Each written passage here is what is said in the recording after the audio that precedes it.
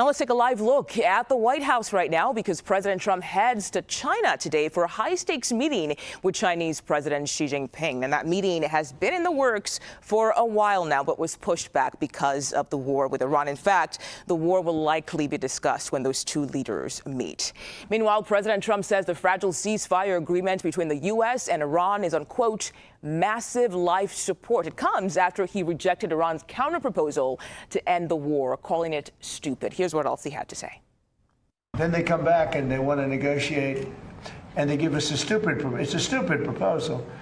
And nobody would take it, although Obama would have taken it, Biden would have taken it. What they took was far worse.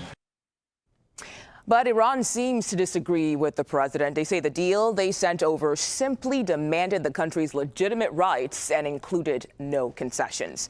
Let's go live to the White House and CBS News correspondent Natalie Brand. Hey, Natalie. So it seems like this is the first time we've heard President Trump talk about the ceasefire agreement this way. What changed? Well, it seems, Mugo, that the president's patience continues to wear. You know, he was expecting more progress from what he said from the Iranian response and then just didn't get that in, you know, their written proposal, which he described as bad, stupid. He even called it garbage. He said yesterday that they just have not moved far enough on nuclear issues, that remains the #1 goal, to make sure that Iran cannot have a nuclear weapon. And he seemed to indicate that, you know, some of what they maybe verbally said or indicated they would say did not end up being in this proposal. So now the big question, Mugo, is what happens next? That is something the president has not revealed as he prepares to go to China, where, as you noted, this conflict is going to be in focus there as well. And Natalie, as you just said there, we know the president will travel to China today for a meeting with President Xi Jinping. Can you tell us what's at stake for the president and for this visit?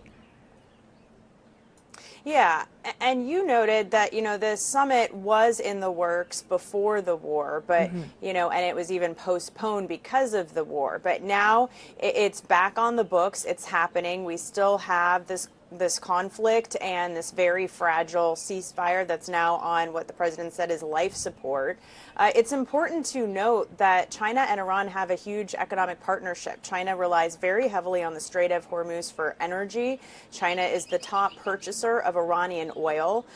So this is high stakes for them as well. And some experts are saying that, you know, China might help sway Iran on some of these negotiations, or be able to provide some leverage that other intermediators may not, just because of this economic partnership. But aside from Iran, there's a number of other really important topics that will be in focus.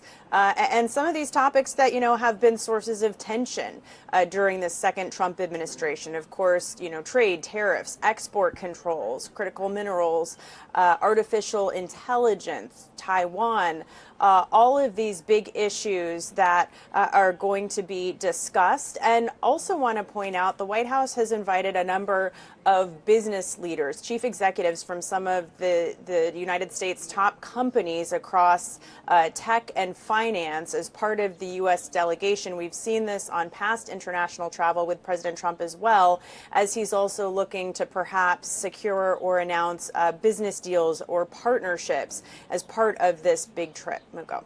Okay, Natalie Brand at the White House for us today. Thank you so much.